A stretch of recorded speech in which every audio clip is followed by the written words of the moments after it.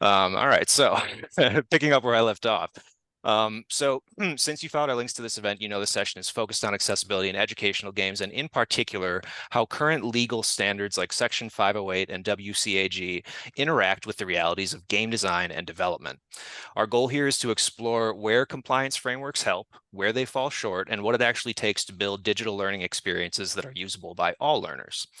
So to this end, we've brought together a panel of people working in different corners of the space. We have developers, accessibility specialists, and educators here today. And a number of our panelists contributed to a recent white paper titled "The Impact of Section 508 Compliance on Educational Games and the Need for a New Accessibility Framework," which we're going to be discussing in depth. The paper raises some important questions about how legal compliance differs from functional usability and what a more effective policy framework might look like. So we're going to start by unpacking the paper's argument and framing, and then we'll move into a more open conversation about the lessons learned from actual practice, covering what our panelists have seen, tried, and adjusted in the course of real accessibility work. And after that, we'll leave some time for questions from the audience. Now, that being said, this is meant to be a forum-style discussion, so please do use the Q&A panel to relay any questions you have, and we will address them as they come in. Before we begin, though, I'm going to quickly introduce our experts. So with us today, we have Cheryl Mitchell, CEO of Access Forge, leading work in accessibility, inclusive design, and disability advocacy with over 20 years of policy and research experience. Also from Access Forge is Mark Bartlett, COO and founder of Able Gamers. He's a veteran leader in game accessibility and Section 508 policy. Alex Stone, CTO and co-founder of Filament Games, has decades of experience creating educational games across math, science, literacy, and civics, and leads a team developing tools that are currently enabling Ally and web-based learning games. Lucy Stevens is co-founder and creative director at Social Cipher, where she creates games that support neurodiverse youth through social emotional learning. And Josh Bound, finally, is executive director of Video Game Clubs of America, helping schools create game clubs that foster inclusion, connection, and emotional growth. Thank you all for joining us today for the discussion. So let's dive in. So turning our attention to the contents of the white paper, we make the case that legal standards like Section 508 don't always lead to good outcomes for learners. So can one of you walk us through the main argument and illustrate for us the gap that the paper is trying to point out between compliance and actual usability? Sure, I can jump in. So, my background straddles a lot of 508 work with the federal government as well as my game accessibility side. And the real catalyst for writing the paper was that at the state level, many states adopt 508. Keep in mind, 508 WCAG, these are the web standards, these are the accessibility standards that really govern accessibility in our digital space. But the reality is the binary nature of these standards, you pass them all or you fail them all, is a real challenge to gaming, because gaming and the standards, there's a real mismatch. And I know we're going to talk about it, and I know Josh and everything like that, but there are really accessible experiences out there. There is real technical solutions that are allowing individuals with disabilities to have absolute freedom to enjoy content. But for example, when the state of California says that in order for technology to be inserted into our public school system, they must be 508 compliant, all of the sudden, great educational games are being locked out no matter how adaptable they are to the student body, because 508 and gaming just doesn't connect. So can you get a little bit into some of those specific mismatches, right? Like there's variance between what they're calling for and what games are actually able to accomplish. So maybe one question I have is, what are the standards then targeting, if not games? What are these policies actually aiming towards in terms of like the content that they're trying to make accessible? So, I mean, it's traditional web content as well as potential video content, things like that, but they're really framed around traditional web work. That's not video games. That's not video games at all. And so again, you know, understanding that we want to ensure that all people can enjoy the content, and we understand, understanding that there are solutions, there's fantastic developers out there that have overcome accessibility challenges to create rich, accessible experiences. But the binary nature of these standards are just frankly locking fantastic opportunities out of school systems. I know Josh, who is a teacher, has been kind of at the pointy end of the value of gaming in schools. Yeah, no, you can hear me, right? Um, I, um, I take it from the grassroots up. So when, like, to be quite honest, this is gonna sound really kind of weird, but like, to skirt the system, you kind of have to ask for forgiveness after the fact from a teacher's point of view. So I'm concerned about game ratings in schools because that's the one thing that'll get the teacher, because I work with teachers and after school programs and things of that nature to start gaming clubs to develop safe spaces for kids to meet each other and break down social barriers. Like on the very literal, the teacher, the educator is the mentor. The adult in the room becomes the mentor. If you restrict our ability to get to something, to have access to something, we cannot be a best mentor because we're handcuffed. So you find a lot, I found a lot in my clubs where, and it's when we design clubs, we don't have a fixed template. And this goes to this is a cause because every school is unique. Schools in Tennessee can play games that schools in Maryland will not. Or schools, and they might be schools next to each other.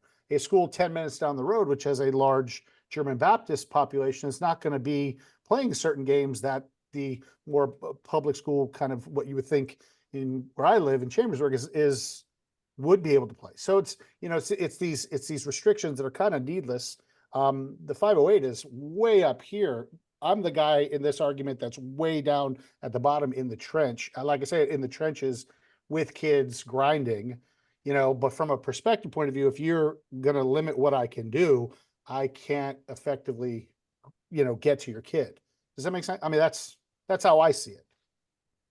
Absolutely. So let's get into like specifically what we're talking about in terms of these policy frameworks. So we've mentioned Section 508 explicitly. What other policy frameworks are out there that have an impact on this? Well, I mean, I know that I'm not really sure personally, and Cheryl, jump in if there's a codified policy for gaming. What I know is that we're creating accessible games. Well, the way things work with the federal government, I mean, they create this legislation that doesn't actually trickle down to the states, or the states have their own interpretation of the law. So where it stands now, there's not like a uniform way of looking at a game to determine whether or not it's accessible. And I think it's important that we, as this collective group, look at ways of strengthening these laws so that we actually can make these accessible experiences for people with disabilities, because what's currently out here does not make sense. We have the CVAA, which is very loosely has very loose language that really doesn't help people with disabilities. It didn't have enough teeth when it first was introduced.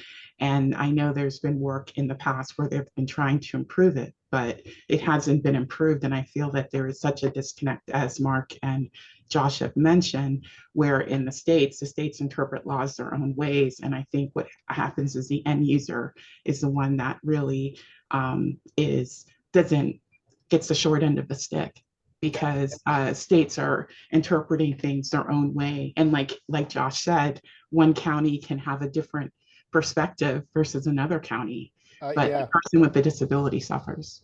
Well, do you mind if I jump in and add to this? Sure. And it's what you're saying is the fact that one school system, which is literally shares a border with another school system, has such different parenting, different setups, And so we're like, again, we're at the top talking about the federal government. I'm, you know, down at the bottom end where they're interpreting the 7 layers of bureaucracy above them. And everybody just doesn't want to get in trouble. So the safe answer is don't do anything. I mean, that becomes the default. It's easier to do nothing. So don't risk yourself. Or you have a teacher like me who's like, I know it's good for kids. I'm gonna do a thing. Yeah, I might, you know, get the slap on the hand, but I'll at least have a defense for it. And that's why we organize. That's why we as groups are organizing these things to make it valid. And Josh, to your point, so I think it's important to understand. So why does this take place in the first place? Well, you're right. 508 is way up at the top. And you talked about different schools. The truth is, like, where this starts really impacting is the public schools, because when you kind of trace your 7 layers of bureaucracy, if you look at a school, you know, a public school that takes state and federal money, because they took federal money, Very helping 508 standard, yes. now becomes the rule. Next, the private school next door that didn't take the federal money can create amazing educational game content that supports all of their students and can slough off 508. Because so I think it's important to kind of, you know, talk about that. Why that standard is in place is because it's attached to those federal dollars. And at the same time, I want to state that those federal dollars are the ones that are educating some of the poorest Generally students speaking, we yes. have in this country Yeah. who could probably benefit the most from engaging educational game content. Yeah, I can't tell you how many times, you know, the question of when I'll speak to schools is they'll bring it up naturally. The people that I talk to, it's a default thing to say when talking to me. They go, "Oh, we're Title One. We're a Title One school. We're a recognized area subscribing to funds that you know, so yes, we have access to this because it fits that. But if that statement is here or there, it's kind of a flag sometimes. And you're right, the people that are, I'll be honest, speaking from as a father of an autistic student, you know, if you know my story, you know, the reason I started the first video game club was because I wanted him to be able to walk into a room and not have to have a conversation. He could just go, they're playing Pokemon, I'm going over there, this is my tribe, and then I'm eating lunch with people, and that was my fear. So that's where we come from. And it just, it bypasses it all, because this subgroup, they just go through the day without, they're not problem children, but they're not all stars. So they're in that middle of the road, 80% of your school that just comes and gets out and does it. And they're easily overlooked because they don't demand either end of the attention in an educational setting. This is strictly talking from a teacher point of view right now. So they're not, you know what I mean? Like, that's, unless you have a parent or a school next door doing something more amazing that we have to rival them, neighboring schools. And you know, it's just kind of where it is. So we've got some great questions coming in over the Q&A. First up is from Chris Baker. Who else do you all as experts feel need to be at the table in terms of this work? Is there like a national work group that exists or could be created to offer best practices consultation on this? And then in addition, are there replicable or scalable best practices that could be designed for flexible use depending on who or where you're looking to implement these procedures and policies? I mean, the Access Board, which is the federal agency that modifies Section 508, I think, you know, needs to be at the table. The point of writing the white paper that, you know, that we were catalyzed on was, you know, to try to make policy at the federal level. The truth of the matter is it kind of mapped it down. These are attached to federal dollars. And so the only way to kind of make them go away is to get someone at that level to understand there's more ways to accomplish things.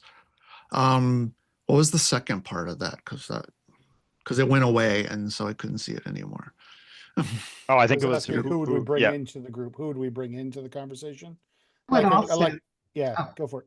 Oh, no, I was going to say, I would also add the FCC, the Disability Advisory Committee, that meets, and it's a collection of organizations from communication access to video programming access, that they should be at the table. They should be aware of the struggles that game developers are having in the educational space. And I think they would be an important advocate.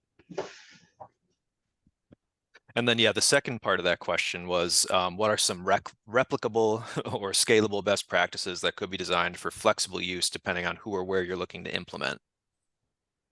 So, I mean, there are video game accessibility standards out there. There's the accessible player experience from Able Gamers. There's the game accessibility guidelines that are out there, which are very similar to WCAG and 508. There's the Microsoft accessible gaming standards out there.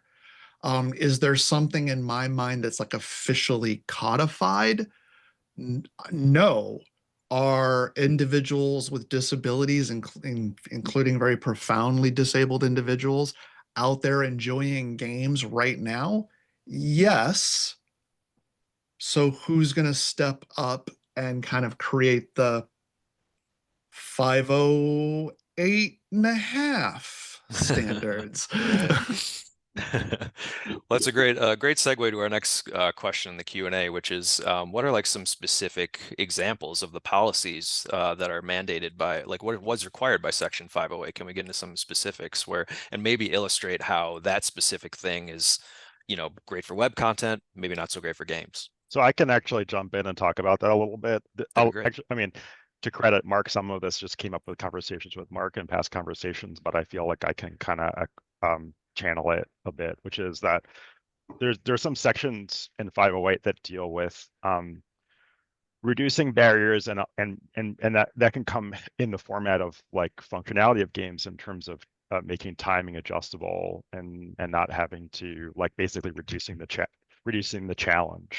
And specifically, I think reducing the challenge by default, because it isn't just necessarily enough to make an ability to reduce the difficulty of the game in an options menu. Sometimes that can be sufficient enough in certain context for the standard, and depending on the auditor you talk to, which we'll get into maybe later about the audit ecosystem for these standards. But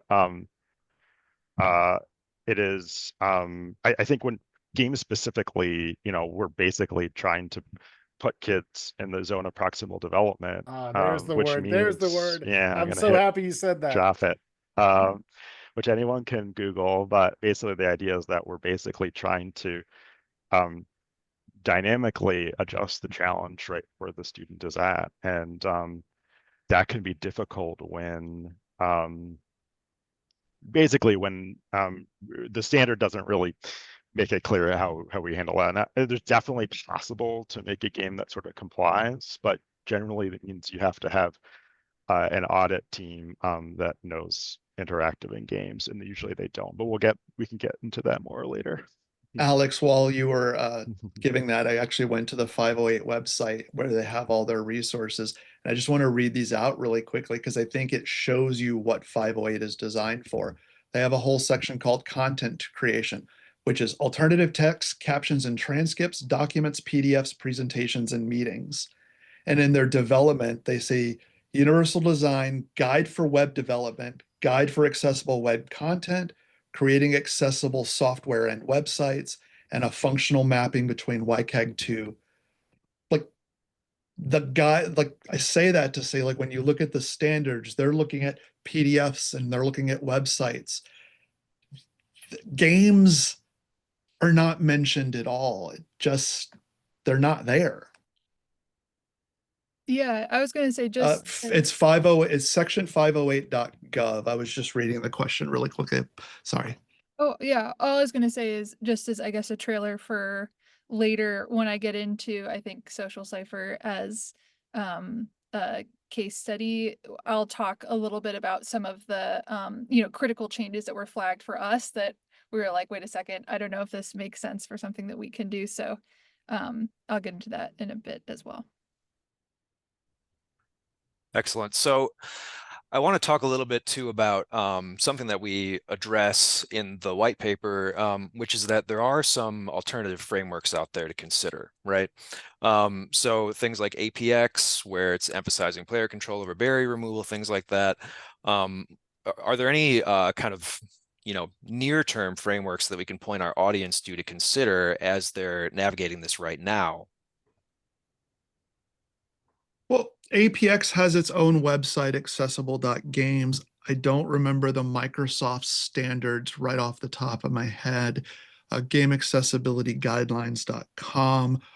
There's these emerging standards that are out there that are clearly working. And I look at everything from there are individuals enjoying gaming.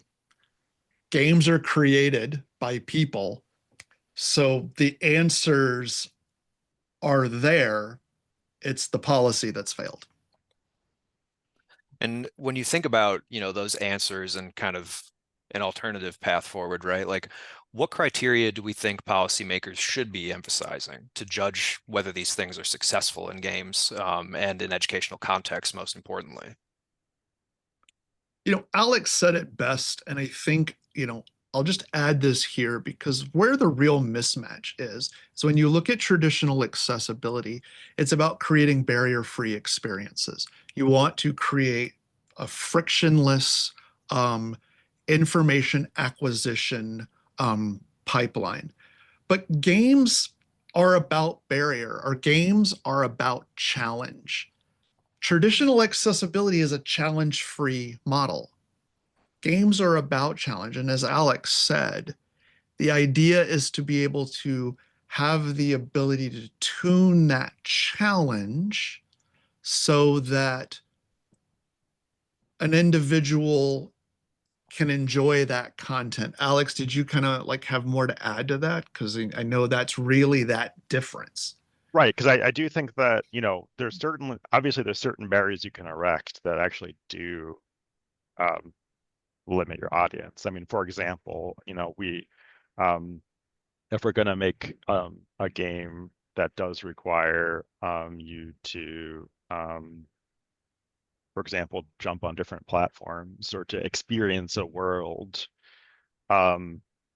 we need to have different control input mechanisms, the ability to remap controls and things like that, because just the reality is that, and also a good tutorial that just teaches you what the controls are. And that assume, I feel like a gamer versus non-gamer, I feel like, we could easily make a game that excludes all non-gamers. And that's not any good for an educational setting.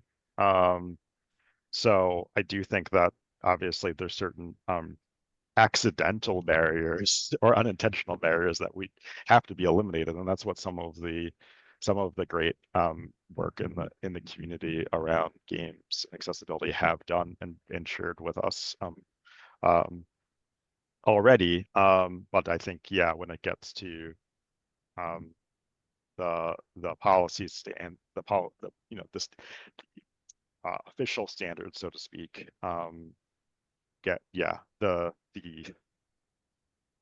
it just basically makes the learning design problem in some cases impossible, depending on the learning outcome you're trying to target.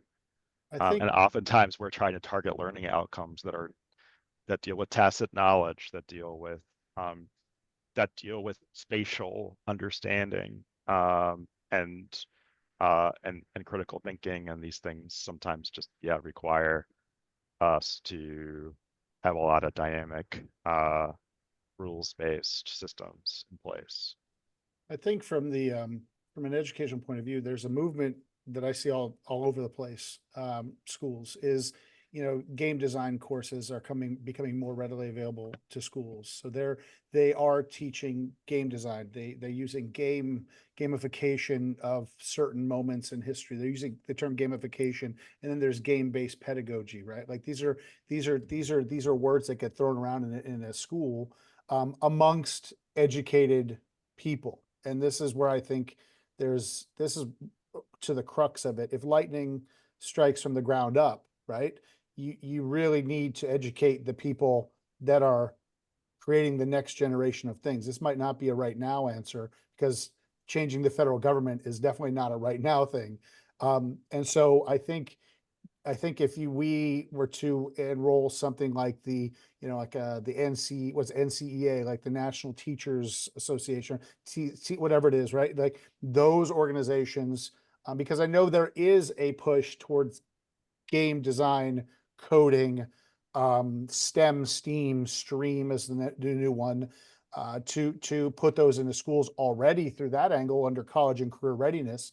I think there is an opportunity to kind of create a future from the ground up via educated teachers pointing the kids in the right direction, because in a school setting, you have every label under the sun in one classroom, and the teacher, the mentor, becomes that person who modifies Mario Kart so that everybody can game.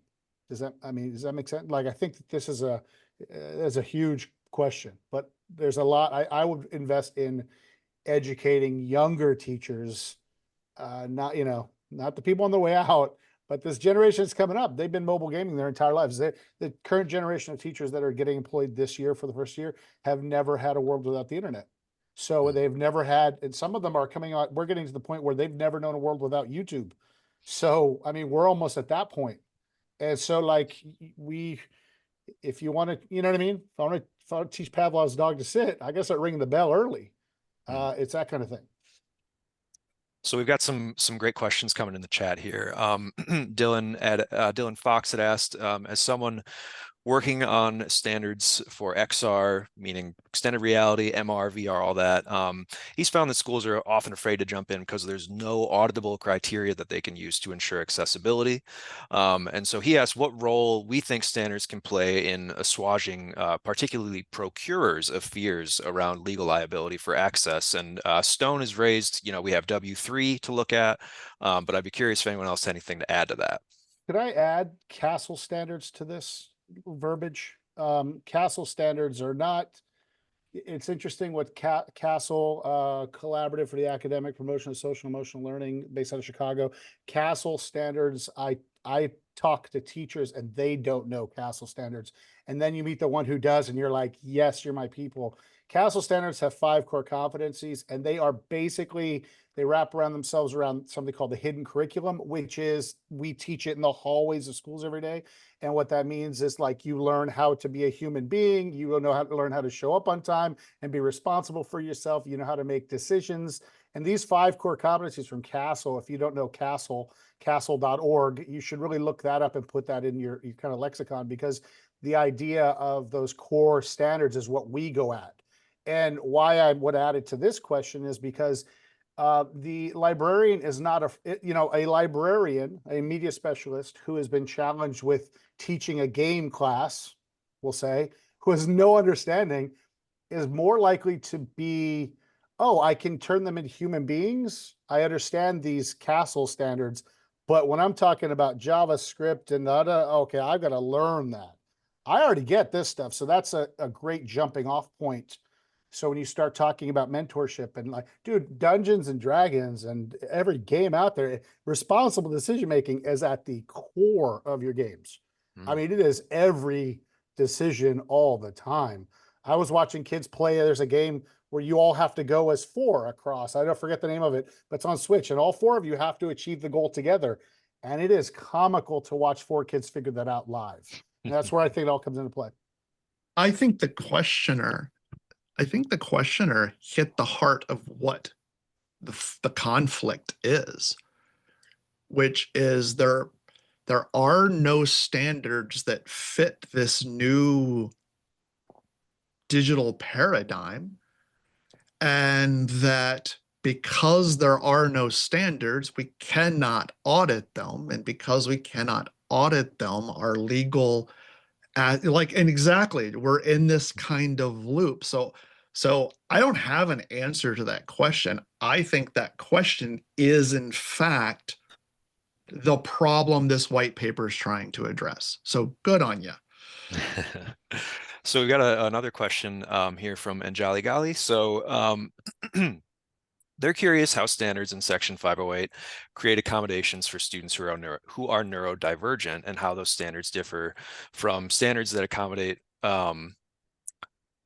players who are not, and maybe that question maybe there may be a typo there, but what we're just asking basically what we're looking for from an educational developer, or how we'd recommend to an educational developer who wants to create games with neurodivergent perspectives in mind.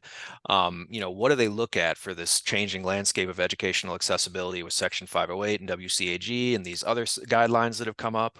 I'd definitely be interested in Lucy's response on this one, because I think Lucy's very much in the trenches of that. Yeah, I think that's a great question. And again, not to be like, I'll talk about it more, but I think that, I'll try to be concise in when I'm moving through for my presentation, but I do talk a little bit about what are our actual, like, what have we done in response to this to try to make our games more accessible for neurodivergent folks. And I also want to tag on that actually Castle is our SEL framework that we use to inform our games. So shout out Castle, they are great. But Awesome.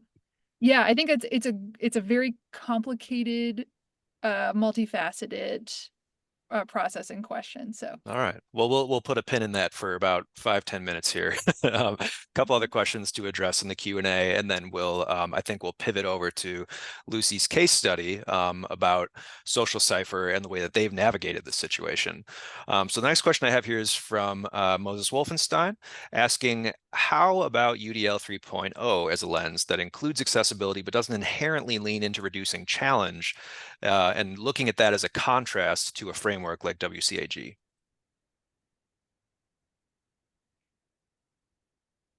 I think that I was just going to say, I don't, any framework would be fine. I think the point is the ones that we've inherited don't work. Sorry, Alex, jump in there.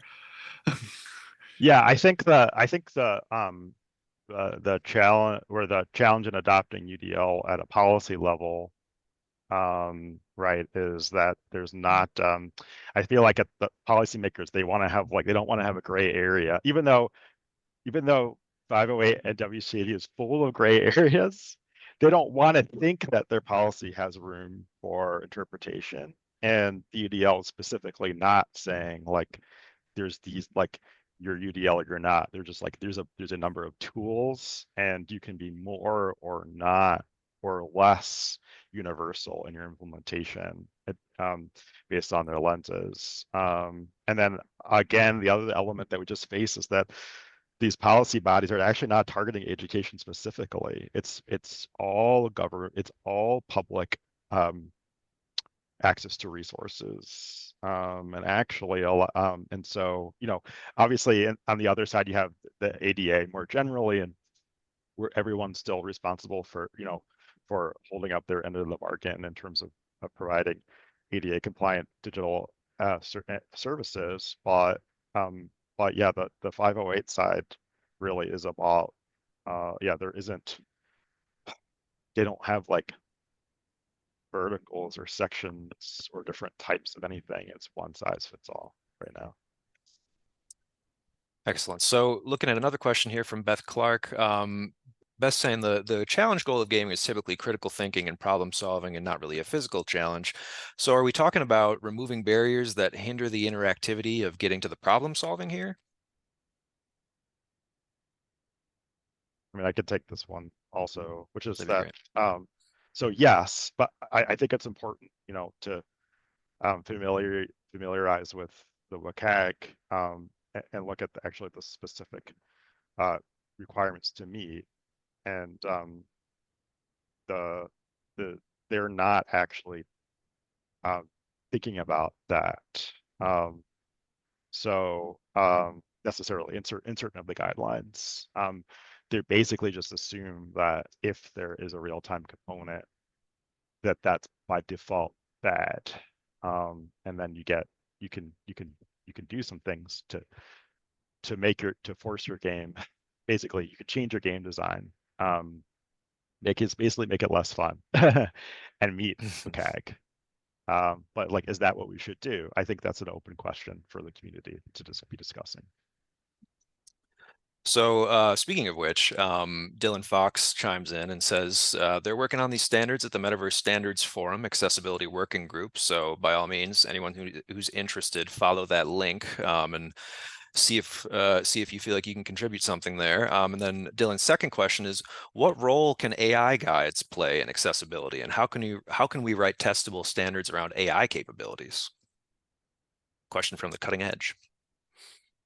I would probably ask ChatGPT for the answer right now. I would add that just to make sure with the AI that they're actually working with people with disabilities, because I find a lot of AI, they're not including people with disabilities as testers, so they may not even be picking up, they won't even know the nuances. And I think it's important that they're part of the conversation, whether or not if somebody with a speech impediment can actually speak into AI, whether or not that filter can pick that up. Let's start there. Let's start having a conversation with people with disabilities, because I'm not sure if the AI organizations are thinking in that direction. So. Excellent. All right. So I think from here, we've got a couple more questions in the chat, but I do want to make sure that we have time to let folks learn about Social Cipher and the case study there, because I think it's actually a really important aspect of this is again, seeing this stuff in practice. So I'm going to open up a screen share and get that rolling and let Lucy talk us through it. And then at the end here, obviously, we'll address any additional questions that come in and tie up the conversation there. Yeah, Lucy, take it away. Yeah. Thanks, Brandon. Yeah, so I feel like this has been slightly built up. If people do have other questions about this afterwards, there will be ways to contact me. I'm trying to, be mindful to let everyone have time for closing remarks at the end as well. So I'll just zoom through it. But yeah, so I'm Lucy, and I'm the co-founder and creative director of a company called Social Cipher. So we make social emotional learning video games for neurodivergent youth and the professionals who work with them. That can be private practice like counselors or therapists, but also mainly classroom teachers, including trying to target public school classroom teachers. So we have a multi-part platform, right? So we have our game series, Ava, that I'm going to talk about in a minute. You can see some screenshots here. We also create curriculum that is the other half of that is meant to help kids generalize their skills that they learn in the game, and then also a teacher dashboard that allows professionals to use the game. And just as a note here as well, we have like a roughly 50% neurodivergent team actually that is working to build these. Lived experience is a part of the founding story as well through my co-founder Vanessa. And so I'm really excited to sort of be able to contribute our experience with sort of the audit process and how we've come up against some of these accessibility standards in the process of working on our games. And just as a note, we design our games with as many for fun video game elements as possible. As you can see here, I think it was Alex who was talking about, what if you have a platformer? That is what we that is what we have. A lot of our gameplay for our game modules is platforming. Or crafting or role-playing game style dialogue. So that also means we do face some pretty significant accessibility hurdles. And also we are, as I said, targeted on neurodivergent youth specifically. So that's mainly autistic and ADHD youth ages 10 to 15. So that also presents, some interesting accessibility challenges in terms of presenting information, fine motor skills, things like that. So next slide, please. I'm going to move on to our experience with the accessibility audit. So as a note, I wanted to say as well, we're a very small team, and we really came at developing our product from an indie game perspective. So I just put that as accessibility is something, we're always striving towards. I actually don't necessarily think that we are even now like a paradigm of perfect accessibility. And I think that's actually something that is quite challenging for many folks to be. But as a part of this accessibility audit we conducted in 2023, we really wanted to improve our accessibility, right? And get good feedback and understand, hey, where are we falling short of standards? How can we improve that? And then of course, how can we, sort of get that approval? So the results from the audit were they were really difficult to implement, and felt like there was a mismatch a little bit between what we were trying to do and what we were making versus what the auditors were sort of equipped to give feedback on. So if you go to the next slide, yeah, so just to kind of give a high level, this is what I was talking about a little bit of some of the more concrete suggestions. There were like I think it was about 10% of the suggestions we got were sort of more actionable. Stuff like, hey, can you improve the color contrast here? To improve readability for folks that are colorblind or have low visibility. Okay, great. Like, that's something that we could act on. But then a lot of the feedback we got, another panelist was talking about this, was really geared towards web pages and, sort of an HTML based page versus, we are a game that is made in Unity. And so, screen reader was a big ask. And that was one that, as a small team at that point, we were like, okay, we don't necessarily have the resources to do this. I found out later, Filament, I believe you guys actually have a third-party plugin that enables this, but that was something we didn't know about at the time, right? So that was one bit of feedback we got, that we had to kind of find a way of, okay, how could we work around this? Also, they had some suggestions regarding making the game entirely keyboard accessible. As a note, at the time, we were a completely web-based game. We're now ported to mobile, which I'll talk a little bit about later.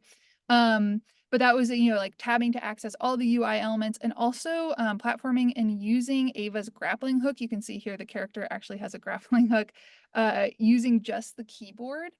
And that felt like something that would have, really made the gameplay experience very, very clunky. It was it would be very difficult for us to implement. Also alt text implementation suggestions, right, which is something that would be very, very hard to implement in a video game.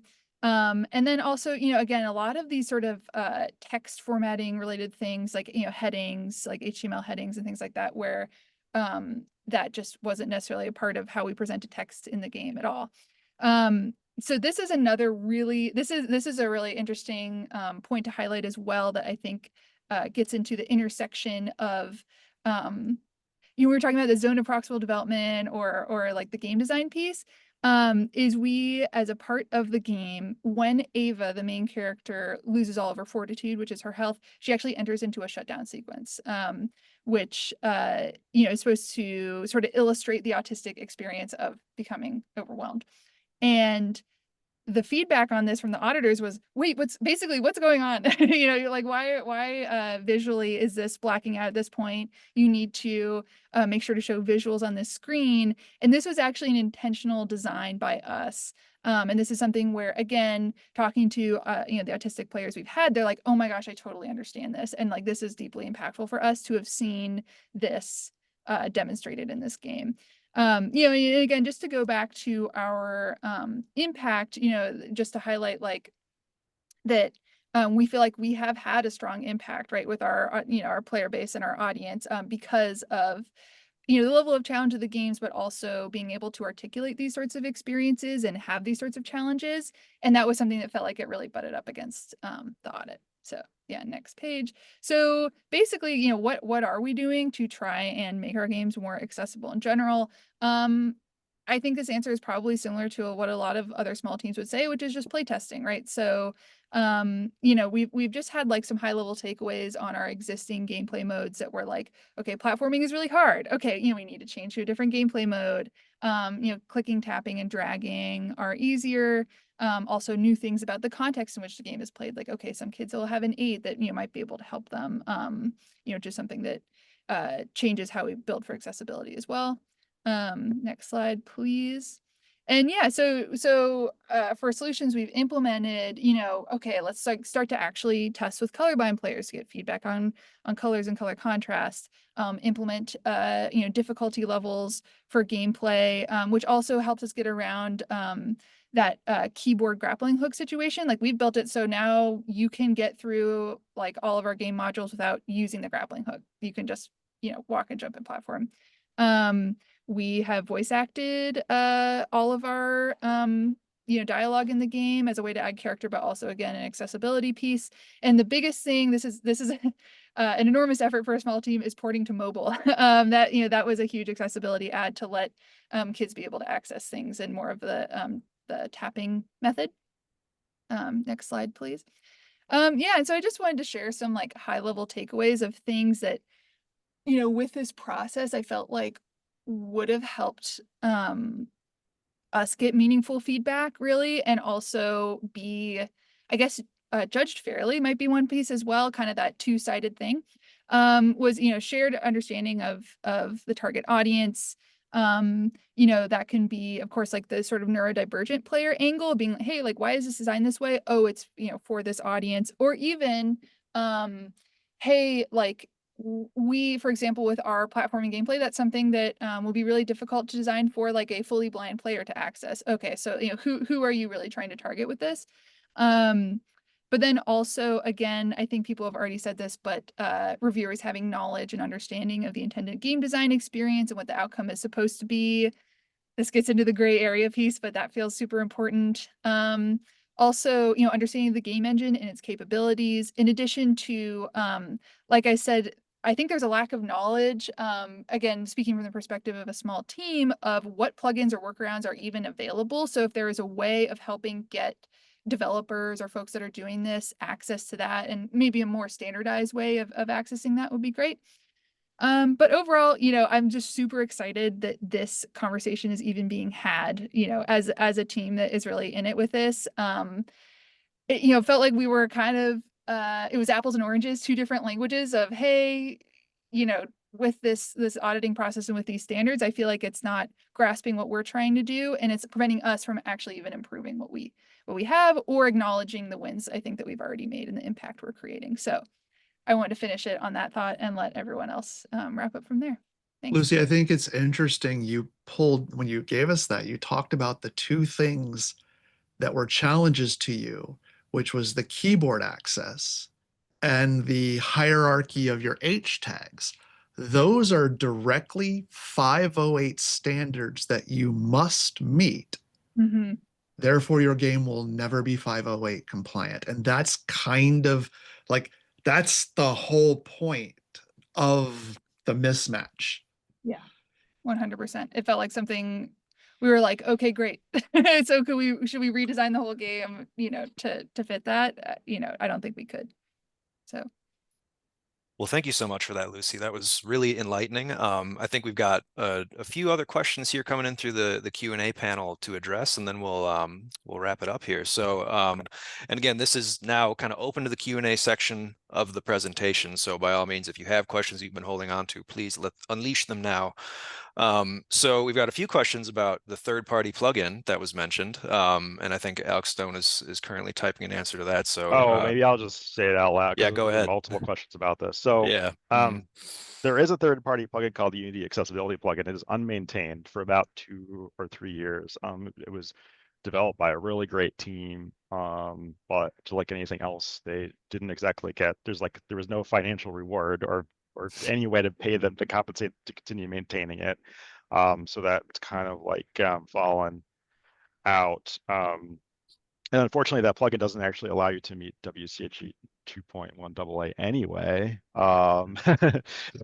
which doesn't help, which isn't great, because we've definitely made keyboard and screen reader accessible Unity games on the web using that plugin, but they wouldn't have passed WCAG audits. So we were kind of like, yeah. So we're built, basically we're building our own plugin, and basically it will be ready after we get it to pass the audits, which could be never, but hopefully by the end of the year. We have plans to to open source it, but we gotta. Okay, yeah, I was gonna say, I was like, we gotta any get it to the. Make that We more gotta get it. Yeah, we gotta get it. Yeah, follow the Filament socials. First. I'm just gonna chime in as the marketing guy here and say follow the socials. We'll definitely talk about it when it's ready. Unity itself has kind of fallen down. They made a promise that their new UI system would connect with the exposed to the user agent, the accessibility things that we required to meet the standards, but so far they haven't really followed through. So maybe they will at some day, but until then we kind of have to fill the gaps ourselves. Along those lines, Michelle Shen asks if Unity 3D has any accessibility tools or recommendations built into the engine. Oh yeah, that I just tried to answer that one. I just Oh, okay. answered that one at the Okay, same gotcha. time. Sorry. Yeah, we're My, good. We my, covered my most. mistake. Yeah. All right. So we've got another question here. What expectations have you found around developers making their games accessible to people with severe disabilities? So, for example, complete blindness, neck down paralysis, and so forth. All I'll say to that is God of War Ragnarok can be played by a totally blind individual.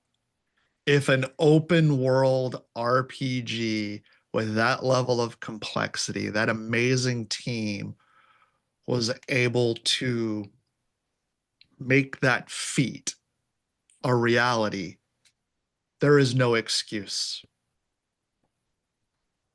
Yeah, I think to tag on to that, I would be curious to, like, what I would hope in the future is if there's more paths forward for how to do that. Again, my perspective is so small team based, but like, if you have strapped resources, question between the thing existing at all versus, making sure that it's designed to be fully accessible for that audience.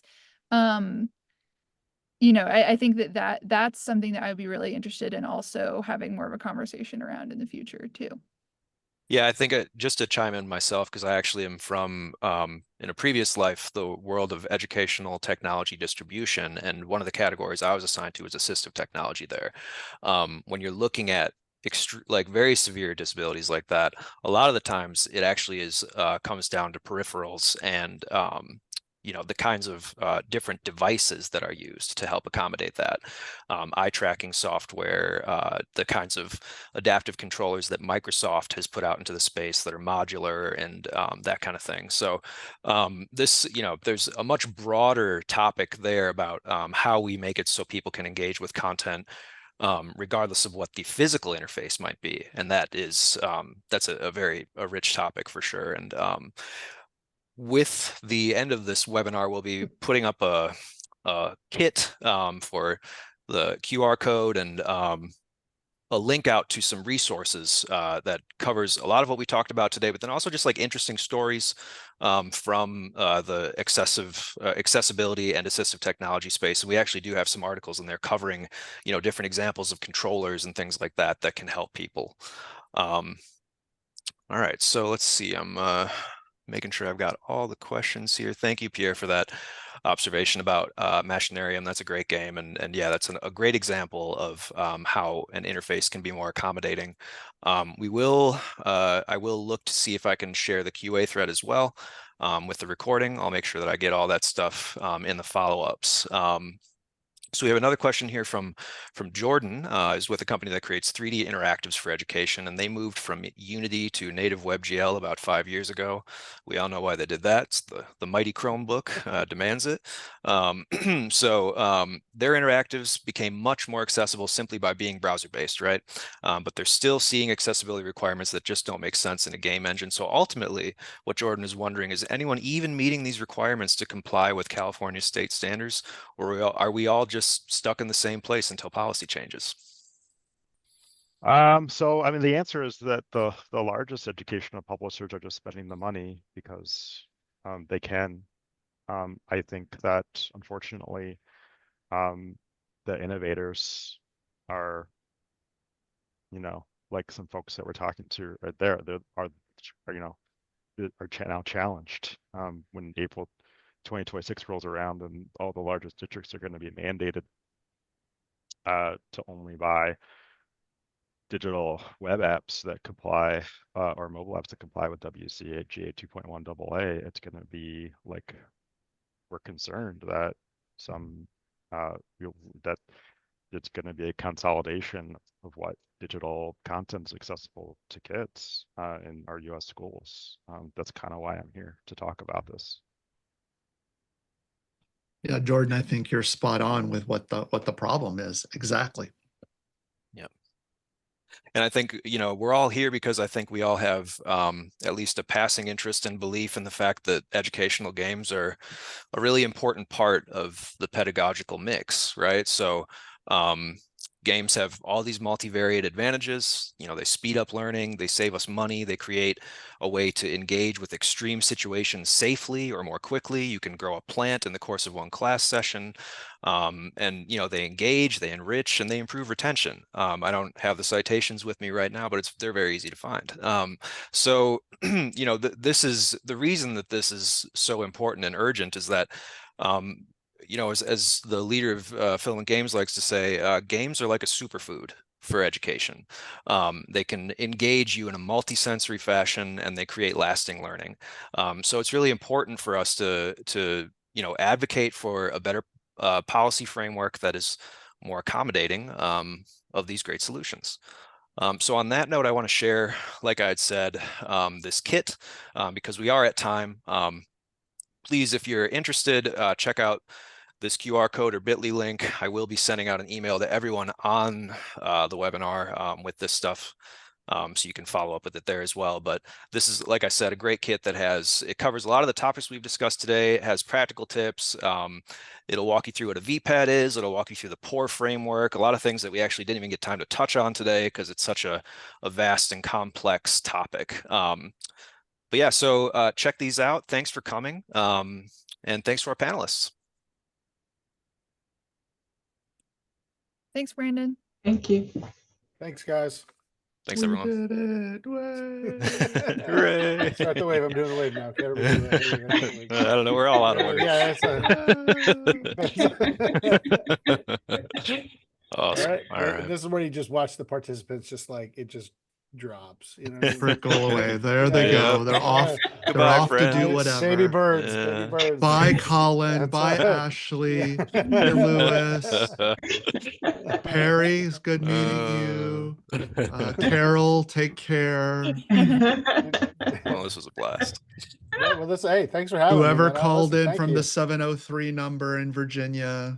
Oh, Bye. great to meet you. They would have assumed Pasadena, just so you know. Okay, they would have said Pasadena, Maryland. That 703 Yeah. person. All right. So don't you worry about it. Jordan, fantastic question. All right. Yeah. Yeah. This is a great job, guys. You guys are amazing. Just keep up the grind, right?